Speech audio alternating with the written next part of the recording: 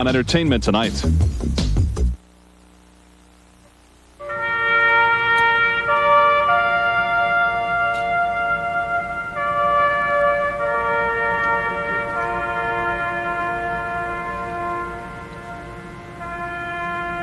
The final trip home for 47 crewmen of the battleship Iowa. Casualties of a peacetime disaster at sea.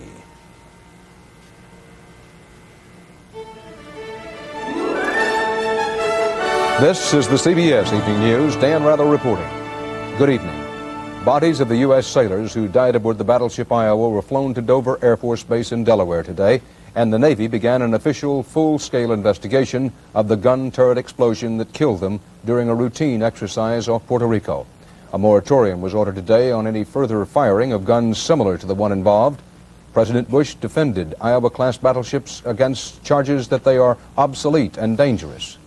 Our coverage begins with CBS newsman Ron Allen at the Pentagon. As the USS Iowa sailed homeward today, the Navy silenced the huge 16-inch guns aboard all Navy battleships until the investigation of the tragic accident is completed. Sources close to the investigation have told CBS News that human error is high on the list of possible causes for the explosion in a gun turret that killed 47 crewmen. But the Navy still doesn't know exactly what happened. How could an explosion happen in there? We simply don't know. Investigators do know the gun that exploded on Turret 2 had not been fired before the accident. The bags of black powder and the huge projectiles had been loaded into position.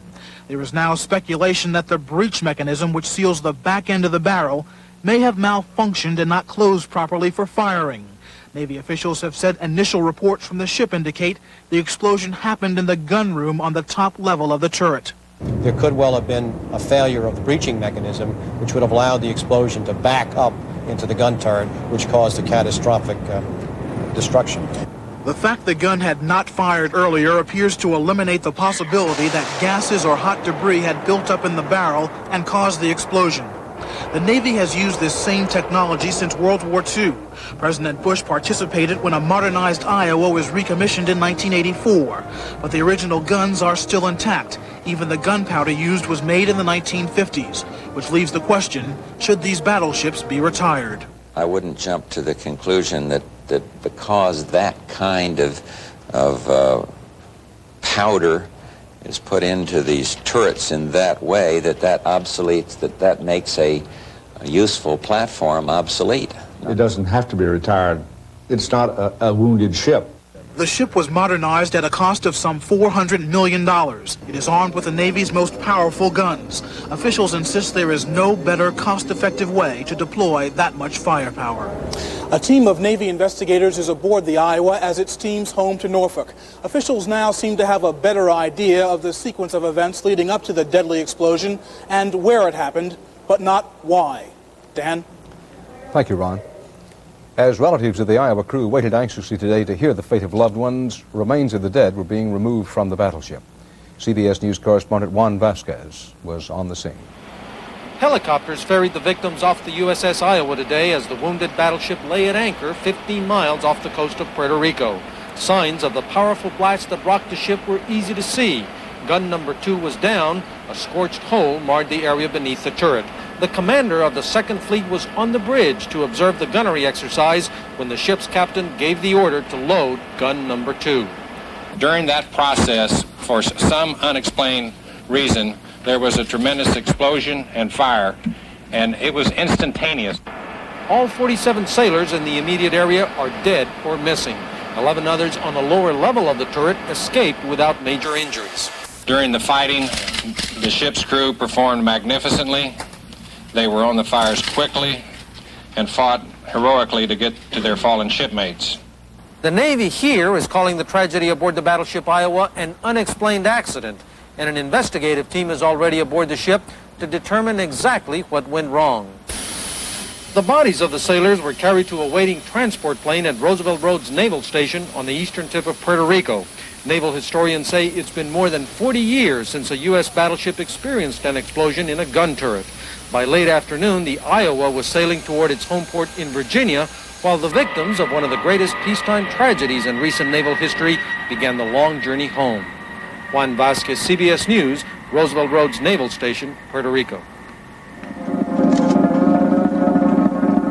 It was the most somber of homecomings, an all too familiar scene played out again as the bodies of the victims of the disaster aboard the battleship Iowa came home. It is our prayer today that they will go from here to their resting places, certain in the knowledge that a grateful nation will not forget. This military cemetery just across the water from the Iowa's home port of Norfolk is filled with sailors who died during war. Somehow, for the families of this old Navy town, casualties in peacetime are even harder to accept. Senior chaplain Doug Palmer oversaw the painful task of breaking the news to the victims' relatives. To sit down with them, put your arm around them, and to drop the bomb. There's no other way. It's the hardest thing we do. Seaman recruit Ray Bradshaw was a high school track star before joining the Navy last July. His family was told he was missing and presumed dead. I'm just hoping that it's a mistake, and that if it's not, you know, God will just have to make me strong enough to, He'll make me strong enough to bear it. But I'm hoping that it's just a mistake. The battleship Iowa was his first shipboard assignment. That ship to him was like nothing else in the world. He just loved it. Tung Tan Adams was one of Ray Bradshaw's shipmates. He also died. His father, Alvin, wishes the Iowa had never sailed. I just hope that such a thing will not happen again, and that in time there will be no need to have battle cruisers and battleships such as we have today. But not all the chaplain's calls brought bad news. Thank you so much. God bless you. Okay. Bye-bye. The Navy likes to think of itself as a family, and today, the flags of the Iowa's sister ships in the Second Fleet were lowered in mournful memory. Terrence Smith, CBS News, Norfolk, Virginia. And still to come on tonight's CBS Evening News. Leslie Stahl on the return of the Iran-Contra issue to the White House. And Deborah Potter on a new government warning about dangerous radon in the schools.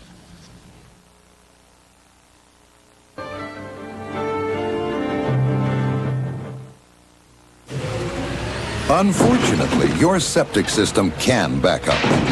What a mess! What a smell! What an expense! Septic system backup? Again. So how come this hasn't happened to you?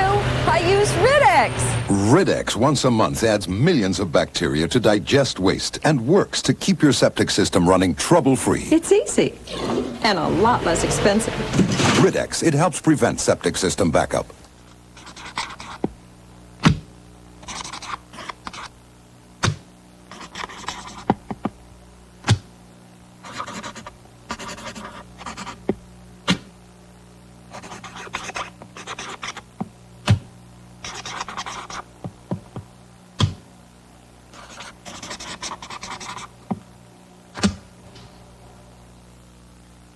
When people count on you, count on Post-it brand notes.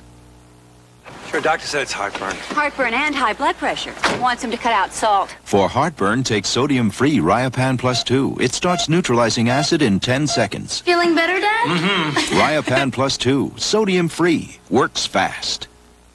Ordinary windows versus windowscaping. Windows, windowscaping. Windows, windowscaping. See the windowscaping experts only at the Pella Window Store. President Bush today again defended his role in the Weapons for Iran Where Did the Money Go case, apparent contradictions in what he has said and his refusal to talk anymore about it. New questions have been raised about the extent of Mr. Bush's involvement. White House correspondent Leslie Stahl has the details.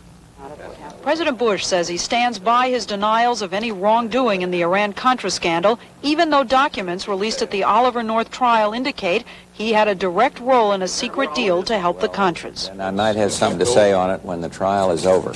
To put it this way, my conscience is clear. White House officials now concede the president was wrong 2 weeks ago when he claimed the new trial documents had been reviewed by the Iran-Contra congressional committees. But Mr. Bush balks at the idea of a cover-up. But I have no reason to believe that the previous administration, the lawyers in it who worked closely with Congress, did not fulfill their obligation. But Congress wants to investigate whether the documents were deliberately withheld. And I will take this opportunity to tell them we'll cooperate fully. We're very pleased at the President's offer of cooperation. Unfortunately, and that's identical to the pledge we get from the previous president. And the question now is, was there in fact such cooperation? The documents the committee never saw indicate that Mr. Bush promised Honduras U.S. aid in exchange for assistance to the Contras. In a March '87 letter to the Iran-Contra committees, the Reagan White House promised to produce any documents revealing, quote, any efforts to support or coordinate the provision of military assistance to the anti-Sandinista forces. White House officials now suggest that FBI agents charged with screening the evidence could have inadvertently missed the documents about Mr. Bush. Either the agents looked at the documents and thought they were about a trip to Honduras that wasn't relevant, or they missed that file. But the committee counsel says it wasn't the FBI's responsibility. We dealt with the White House only, and it was the White House's obligation to search and produce. Late today, a White House spokesman said, no one is looking over the documents. We will not investigate ourselves. We have no role in this. Leslie Stahl, CBS News, the White House. Jurors in the Oliver North Iran-Contra trial are sequestered for the night. Tomorrow, they begin weighing a dozen criminal charges against North, including lying to Congress and destroying evidence. The panel of 9 women and 3 men got final instructions today that went to the heart of North's defense. CBS News law correspondent Rita Braver has our report. Oliver North has always maintained that he acted under orders of his superiors, including President Reagan and former National Security Council chiefs Robert McFarlane and John Poindexter, and the late CIA Director William Casey. Today, Judge Gerhard Gesell said the jurors can consider that defense, but only in a very limited way. If they believe North was specifically ordered and directed by a superior to act contrary to the law, and if no alternative was available to him, they can consider the defense. But the judge also said that the order must be specific, not general or vague, and although North himself testified that he was ordered to lie to Congress and destroy documents, other witnesses have disputed that. The question of intent is another paramount issue in Oliver North's defense. He insists that he never knowingly broke the law. But the judge said that for only one count, destroying of official documents, does it matter whether North knew he was breaking the law.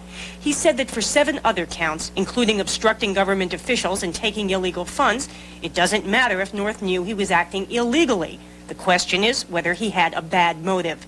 And for 4 counts of lying to Congress and the Attorney General, the judge said that motive doesn't matter at all. To convict North, the jury must decide only that he lied on purpose. Proceedings were delayed a while today as the defense asked for a mistrial because of news reports that some of the jurors had incorrectly filled out their original questionnaires. The judge denied that motion, and deliberations will begin tomorrow. Rita Braver, CBS News at the federal courthouse in Washington. A Census Bureau report out tonight says the number of Americans holding government jobs has hit a record high, 17.3 million. The fastest growing area of public employment, prisons and jails. If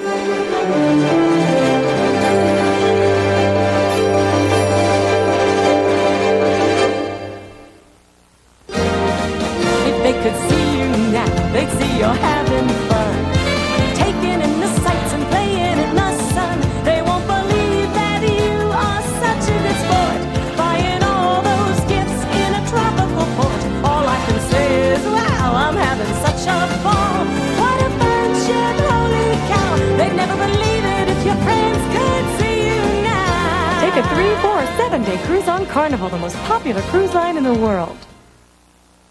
It's Color Tile's first ever kitchen and bath sale. Come now and save up to 54%. This contemporary ceramic floor tile, just 59 cents. The prettiest ceramic wall tiles from just 99 cents. Designer vinyl tile from just 49 cents. Every in-stock sundial Solarian sheet vinyl from just $7.99. Plus every beautiful in-stock wall covering now 50% off.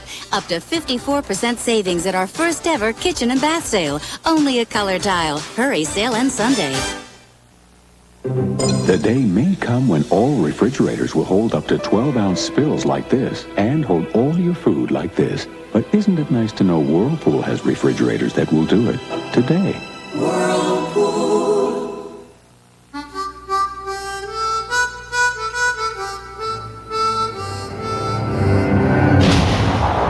The old gray Subaru ain't what she used to be. Introducing the Subaru Legacy. Radon is a colorless and odorless gas produced naturally. Trapped indoors, it can cause cancer. Scientists last fall urged all homeowners to conduct radon tests after unhealthy levels of the gas were found in a sample of homes tested. Now, researchers say radon poses a particular threat to the nation's school children. Deborah Potter reports. According to a new study, millions of American children may be exposed to hazardous levels of radon gas in their classrooms. Today, the government urged schools across the country to test for radon, the second leading cause of death from lung cancer. The research we're aware of suggests that the threat to children, the risk to children, is disproportionately higher even than it is to adults.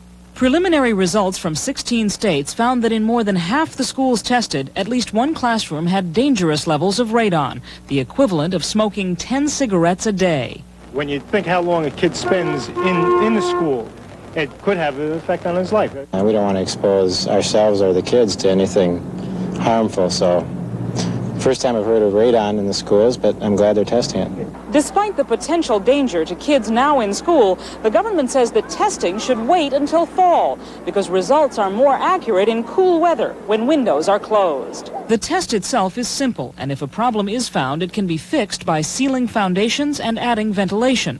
But the government will not pick up the tab. Local school systems will have to pay. And health officials in some states say the government's call for full-scale testing just isn't necessary. I think, unfortunately, that it's going to create some unfounded fear and anxiety in the country, certainly in places like California where radon is not a major public health concern. But government officials say the radon threat is real, and because children are involved, it ought to be taken seriously. Deborah Potter, CBS News, Washington. The Soviet Union said today it has given up plans to build 2 more nuclear reactors at the Chernobyl power station. It also said that for safety reasons, it will not build any more reactors with the same type of graphite core. The announcement came 6 days before the 3rd anniversary of the Chernobyl disaster.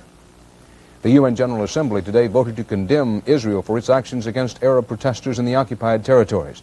The resolution asked the Security Council to consider measures to protect Palestinian civilians in the occupied West Bank and Gaza.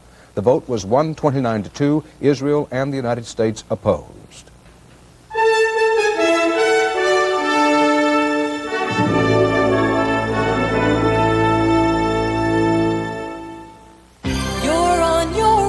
Putting the sun to work is my vision of the future.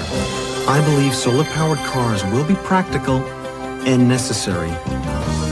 Dow believes in my dream and has given me an open road to explore it. To discover and prove the car's worth, Dow backmain races across Australia and over the Alps. As the dream comes closer, Dow is making the difference.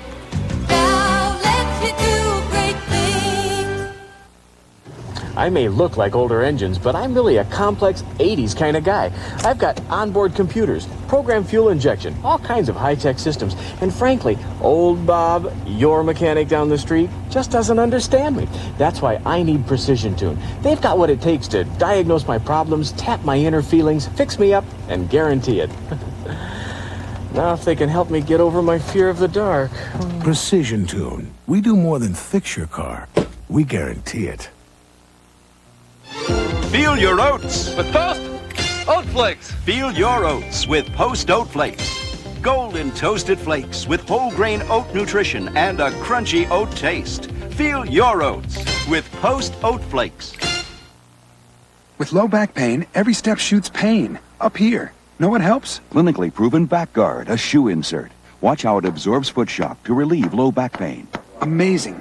Something down here can help up here. Back Guard from Dr. Scholl's. New Jersey authorities said former Major League Baseball player Dale Berra was arrested today and charged with buying drugs from a major cocaine ring.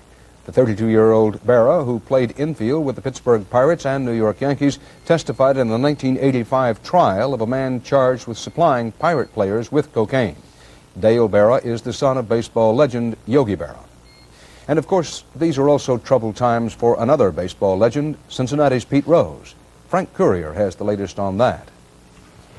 Pete Rose came home today from a 10-day road trip, his life on hold, rocked by scandal, as baseball's investigation of illegal gambling drags on in secrecy. We can stand here all day. I'm not going to make any comments on the matter of Pete Rose. The 8-week-old inquiry focuses on whether Rose ever bet on baseball or even on his own team. With the IRS poring over his tax returns and racetrack winnings, a former teammate compares Rose to a dog that's been beaten up till it crawls under the porch. You keep hounding me. You follow me to the parking lot, you follow me to the hotel, you follow me in a room, and it's no fun for me.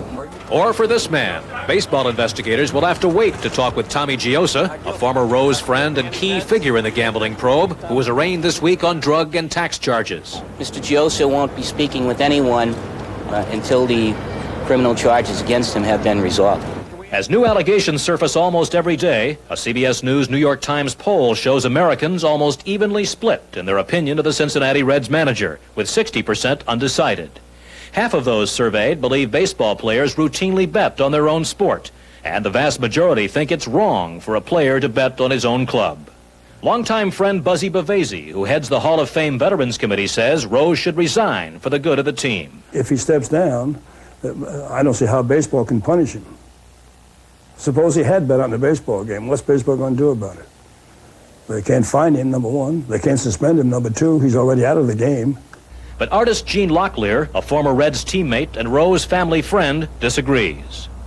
If he's innocent, he should stay there. Because automatically, I think the public, if he steps down, is going to say, well, he must be guilty. With no hint as to when the betting probe will end, Rose keeps repeating he is not guilty and not worried. Not about the investigation, and least of all, not about his Reds, who are now 8-6 for the season, just a half game out of first place. Frank Courier, CBS News, Cincinnati. Feeding time at the zoo today featured the first meal for Mandan, the only second California condor hatched from an egg conceived in captivity. The chick emerged from its shell yesterday at the San Diego Wild Animal Park. After a few more days of feeding by hand, Mandan will begin getting its food from a handheld puppet that resembles an adult condor. 3 other fertile condor eggs are due to hatch in San Diego within the next 2 months.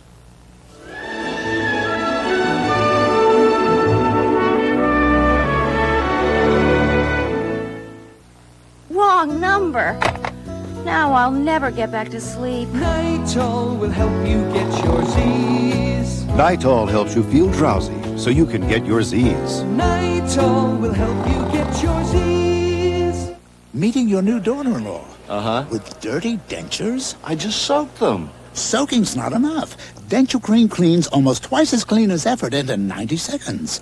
Twice as clean. Brush with Denture Cream or Minty Denture Gel. We're here at the new Disney MGM Studios theme park for the premiere of the 1990 Chevy Lumina. The Lumina sedan has the most passenger room in its class. And coming later this year, the Lumina Coupe and the new Lumina all-purpose vehicle with optional seating for 7, no matter what your size. Introducing the family Lumina from today's Chevrolet. The heartbeat of America. That's today's Chevrolet. Chevy Lumina, official car of the Disney MGM Studios theme park. See you real soon. I'm real aware as to what's going on with my body. I have taken pain relievers that have the ingredient ibuprofen in it, and sometimes they have irritated my stomach. I did just recently talk to my doctor, and she recommended Tylenol because it won't cause the stomach irritation that ibuprofen can. Linda Mulhauser trusts Tylenol. Its pain reliever is in a class by itself. I always make sure that I have it, and I just continue using it because I trust it. In the Brazilian jungle near the equator, an ancient story is being played out. Some see it as an adventure story, others as a tragedy. The ingredients are earth, gold, and greed. Richard Roth is our narrator. It's become an aerial stampede in the Amazon jungle to places so small or so remote most outsiders have never heard of them. A landing strip's been cut through the rainforest near this place called Papayu, and though the government says the region near Brazil's border with Venezuela is officially off limits, it's turned into a base camp for fortune seekers.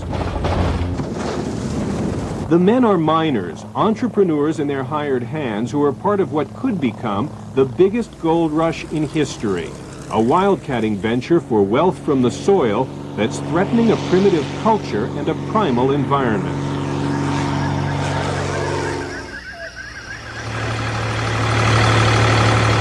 To extract the gold mixed in sand and gravel, miners are literally washing away the earth, and they're doing it at a furious pace. It's terrible here, but we do it for the money, he says. If it were not for the money, we would not be here. There were 3,000 men working pits like this 4 years ago. Today, an estimated 45,000. Laborers earning 6 times what they could in the cities. Barely half a ton of gold was sifted from the soil here 2 years ago. The take last year estimated at almost 4 tons. The mining interests in Amazonia are now one of the major threats to the environment. Each year now in Brazil, an area the size of West Virginia, and the state of Maryland is being cut down. It has to be stopped. If it's not stopped very soon, we're going to lose Amazonia. It's not just the land that's being eroded. For nearly 200,000 Amazon Indians, the richness of the rainforest is the simple sustenance it provides, food and shelter and a basic way of life. Modern encroachment comes at the expense of the Indians' welfare or their lives. Before there was an airstrip at Papayu, the Yanomami Indians were among the most isolated people on Earth. The discovery of gold has made them onlookers to a scramble for wealth, a stake of their own hard to get, even a fee for landing rights. Planes land here and they have to pay, says an Indian named Jom. They're supposed to pay, but they don't do anything. With his own small fleet of airplanes and helicopters, Vibaldo Barros sees it differently. We try to do whatever we can for them. We always help them. Before the miners came, the Indians lived like savages. Now they have comforts.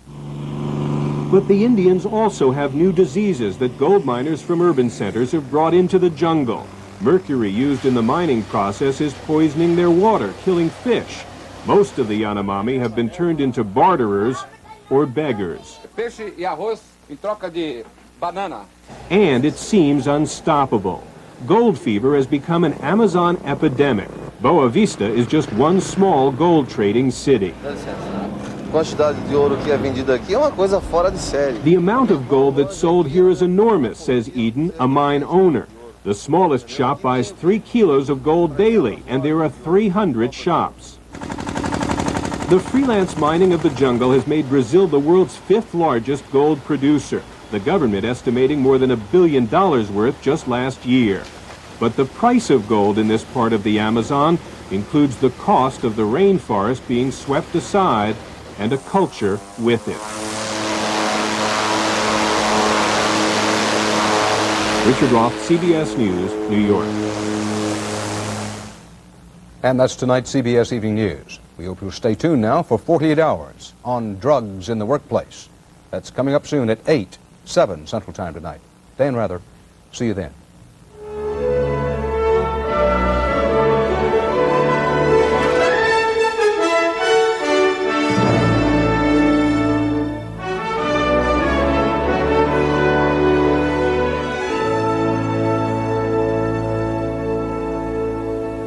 Working high, drugs on the job, companies crack down, and it's war in the workplace. 48 Hours tonight. This is CBS.